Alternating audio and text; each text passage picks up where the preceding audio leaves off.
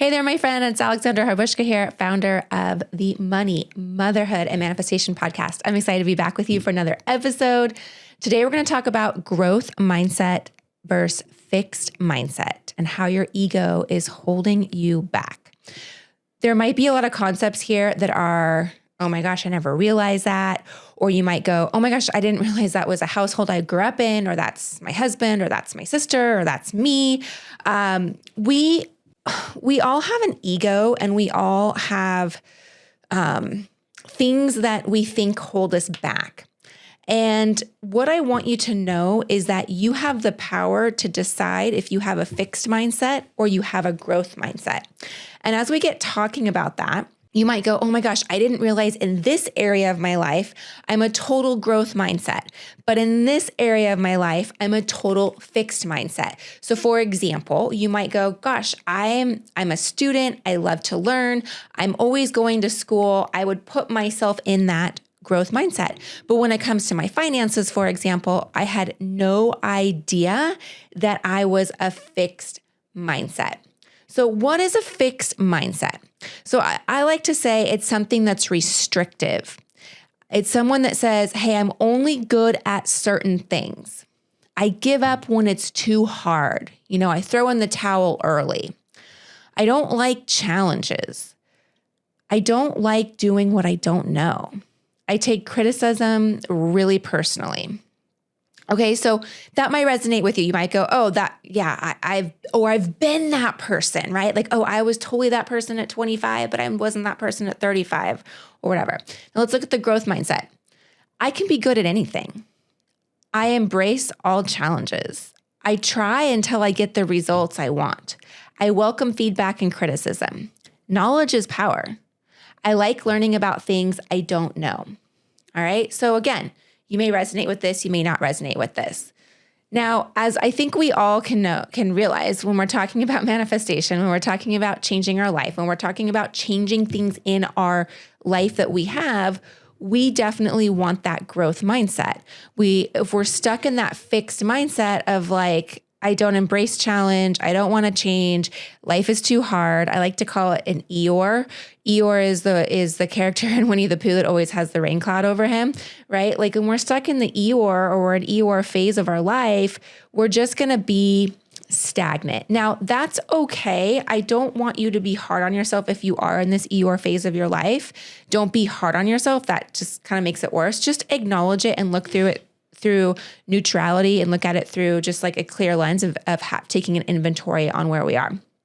We have the power to change our mindset. A lot of times we don't realize that. We think like, hey, I was born into this. This is who I am. This is what I'm going to do. And we don't always realize we have that power to change our mindset. So really what I want what that's called, it's called neuroplasticity. So that's the way our brain thinks. So what I want you to think of, for example, this is a good example. We all wake up and have our routine. So if you don't do your routine, then you forget something. So for example, when I wake up, the first thing I do is I brush my teeth. Well, I take my thyroid medicine. Well, let me back up. First thing I do is I pray. Then I take my thyroid medicine. Then I brush my teeth. Then I go to the bathroom. Then I get dressed. And then I go on with my day. If for some reason I do that in a different order, like let's say I wake up and instead of I go to the bathroom first and don't brush my teeth and then I get dressed, I might forget to brush my teeth, right? Because my brain is so programmed to do A, B, C, D, E. And that path is traveled quite frequently in my brain. So it remembers. That's just what it's going to do. You can change the path of your mindset. And again, it's called neuroplasticity. I have a video on this. I can link it. It's pretty interesting. I can link a YouTube video for you. So we are made up of our beliefs. And it's what's called our subconscious. Our subconscious is formed up to the age of 7. So it's, again, maybe I was raised to like do these certain things and brush my teeth and wash my face and get dressed and do all these things in a certain order. But also it's our belief system. So we continue to enforce this belief system throughout our life. We find things that prove our beliefs correct and proves our beliefs incorrect. So it's called ego and spirit. So the ego is our subconscious. Now we've heard things about our ego like, oh, the ego's bad, or don't let your ego get in the way, or let's kill your ego. No. Our ego is something that has kept us alive. It's really, in a way, it's kind of sweet that it tries to keep us safe, keep us secure. And our subconscious is basically a recording of our past memories. It could be societal expectations. It could be experiences. It could be heartbreaks that have happened. They're not necessarily the truth, but it's our truth because we've come to believe that they're our truth. And it's a perception of our life. It's our own illusion of life. Perfect example, my husband and I went into a movie and I came out with like this incredible experience and he came out with like, that was the worst movie I've ever seen, right? It was based on our beliefs of seeing this movie. I'm sure you've all done that with a spouse or a friend and you're like, that was the best, like that was the best restaurant I ever went to. And the same person went at the exact same time with you was like, that was the worst dinner I ever had. Now look at the spirit. So the spirit is always fighting with our ego. This is love. This is order. This is expansion. This is reason. This is understanding. This is wholeness. This is growth. This is compassion. This is forgiveness. Ego's not great at forgiveness. Ego's like, no, this is what it is. And so this is how we're going to go. When we make decisions from wholeness and love and make decisions from truth, peace and loving, you can hear, you can almost like hear like the voice of God in you or the voice of spirit in you. It's what keeps you centered and grounded and experiencing just peace and joy, not anxiety. So perfect example. We've all heard like a voice of anxiety, like, oh my gosh, you shouldn't cross the street, or like, you shouldn't go on that date, or you shouldn't go out with, or whatever. Like you've heard that voice. Then you've also heard that same voice of like, hey, stop here for a minute. I don't think you should, cross the street right now, right? We both heard the same message, but in different tones. So when it comes from a tone of anxiety of like, don't cross the street, like you might get killed, that's usually your ego going, I want to keep you safe. I don't want you to cross the street. There could be stranger danger. When it's, hey, take a second, like just tie your shoe for a second, don't cross the street. And maybe you do that and you realize across the street wasn't a situation you wanted to walk into, right? So these are both messages coming. They're both here to keep you safe, but the ego is driving you in more of a restrictive mindset because that's all it knows. Like I mentioned earlier, it's going off of beliefs that you have created, whether it was what you were raised with or what society put on you or what you just picked up along the way. So when we think about ego, when we think about our subconscious and our conscious, so we have a subconscious brain, which is operating out of basically our ego. Then we have our conscious brain. Our conscious brain is only 5%. So we're only using 5% of our brain, which is unbelievable considering how much power we have. Our subconscious is running 95% of our thoughts. So I want to put that back. We are operating out of beliefs that we got from age 0 to 7. So we're little children, basically. We're operating out of beliefs and we go about our day based on things that we created from age 0 to 7. The 5% is like, oh, I'm like right now I'm using my conscious brain, right? Like I'm actively thinking. But when I drove here, I was using my subconscious brain. Does that make sense? Consciously, you may think, okay, I'm tired of being broke. I'm tired of credit card debt. I want to make these changes. And so again, you make changes out of 5%. So you go, okay, this makes sense. I'm tired of being broke, so why don't I work harder? Maybe I'll get a second job. Maybe I'll cut back on Starbucks. Maybe I'll cut back on spending or whatever it is you think you need to do. And so you start doing this and you're like, okay, I'm going to make these changes financially in my business or my life or whatever. And your subconscious somehow believes like, no, keeping credit card debt is a good thing. Maybe that's a belief you picked up along the way.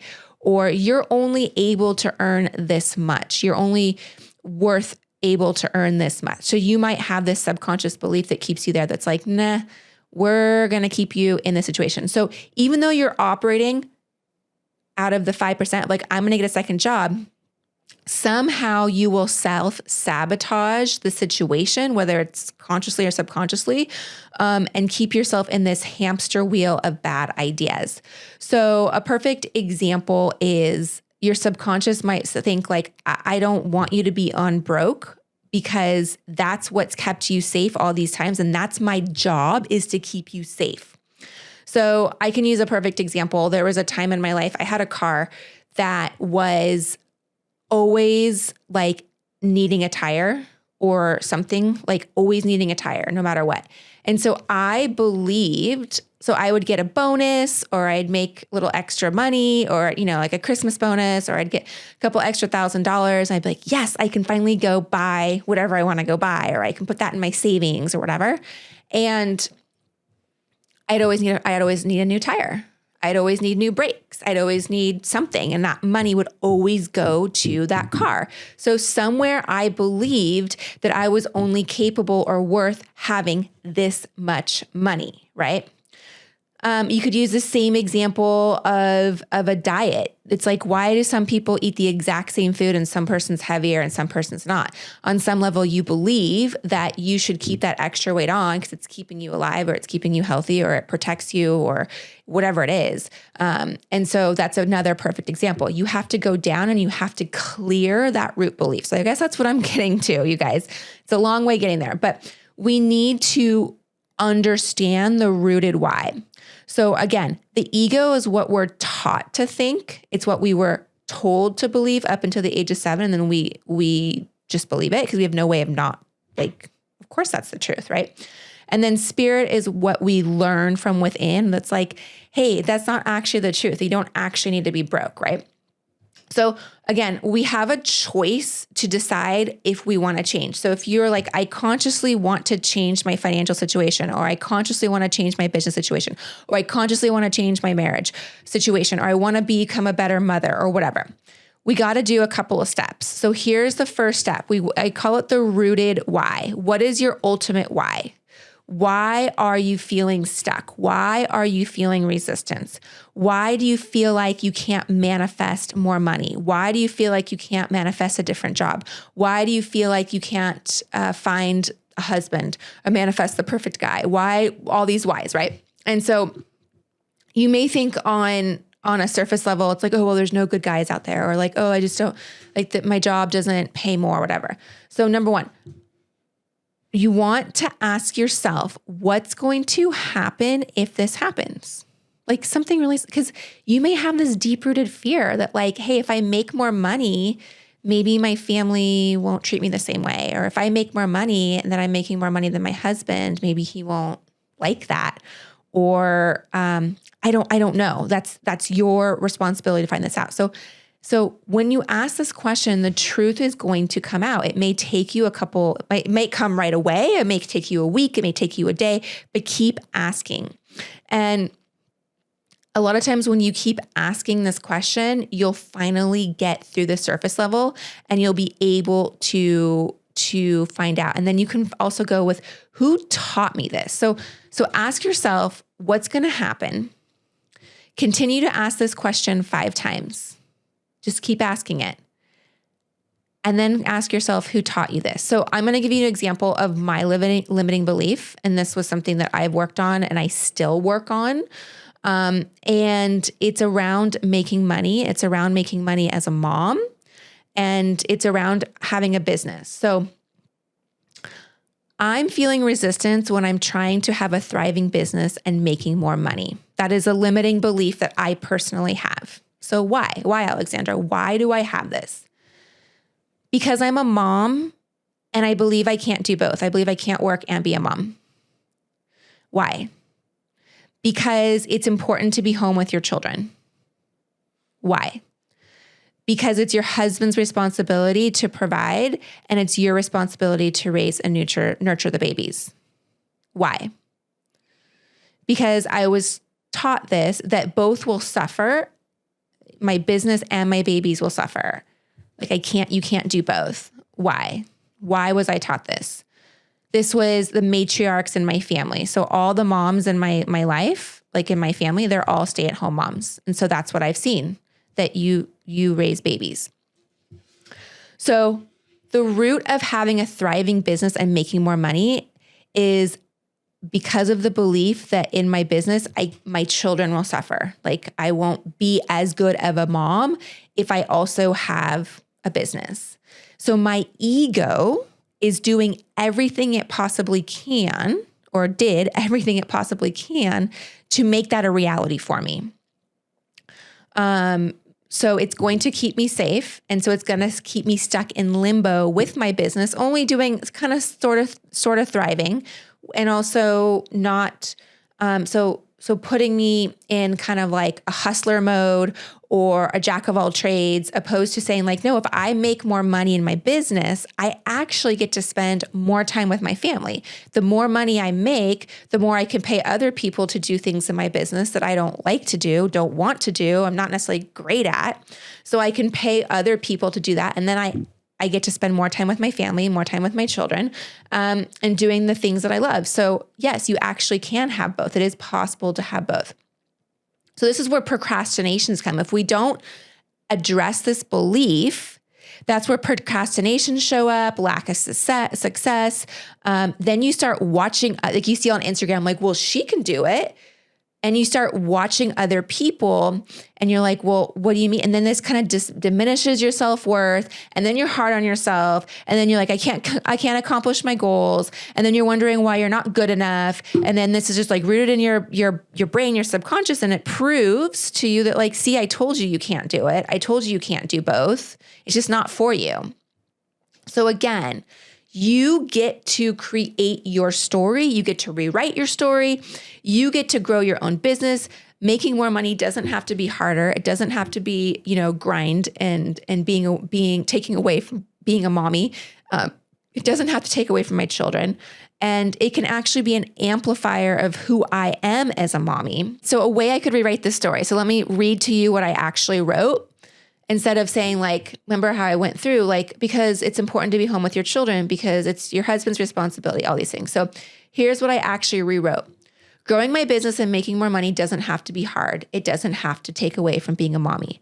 I'm not taking away from my children. Growing my business is an amplifier of who I am and who I am as a mommy.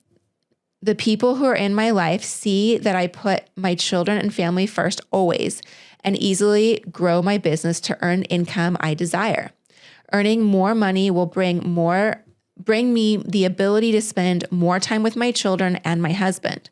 My success will also allow me to give back more, employ more, and help other mamas break the cycle too. So see how powerful this is and see how different this sounds in your brain. So if you keep on working at the rooted why, that's the first step. Remember, resistance is going to come up when you start making changes. Your ego's like, whoa, that's not what we believe. We got to change this. So I just want you to understand that the resistance is going to come up. You may see resistance from other people. It maybe your spouse, maybe your mother-in-law, could be your best friend, could be someone from it could be made up too. You could be like, oh, it's the people on Instagram that are going to hold me, that are going to say I'm a bad mom. Like you gotta just put that aside. I have other episodes on that about putting that aside. We're not going to get into that today. I'm excited for you to find the truth and look at your rooted why. All right. I want to talk to you a little bit about tapping. It's something that has changed my life, and it's something that I do daily. It's calming your nervous system, because when you start doing change in your life, your nervous system pops up and it's like, Alexandra, we can't do that. I'm going to go into my fight or flight. I'm going to hold you. I'm going to make you freak out. And when you're in a freak out mode, it's when your subconscious is working. Anyways, so I have a free video for you. It's on tapping. It's tapping into one of the largest limiting beliefs that I come across. It's, I wasn't born rich, so I'll never be rich. That is a limiting belief that may hit you right, like the nail on the head, or you're like, oh yeah, I didn't realize that was one for me. So it is a free video. It will show you how to tap and calm your nervous system and tap into that limiting belief, and then refilling it with new beliefs that will allow you to grow and move through it. So I have that linked for you. Check it out. I can't wait to see you in the next episode, and bye for now. Hey there. Okay, don't go away. I have a free gift for you. So if you are like me when you started manifestation and you're like, what is the best way for me personally to go about manifesting my dreams, my goals, and things like that. So I created a free quiz that will help you determine your manifestor type, okay? And here's the best part about it, is this free resource will give specific manifestation practice tools for you that you can start using every single day. And plus, there's a bonus, is you get 30 days worth of journal prompts for your specific manifestation type. So I have it for you below. Go check it out. It's free. The quiz is fun. It's in the description. Go take your quiz.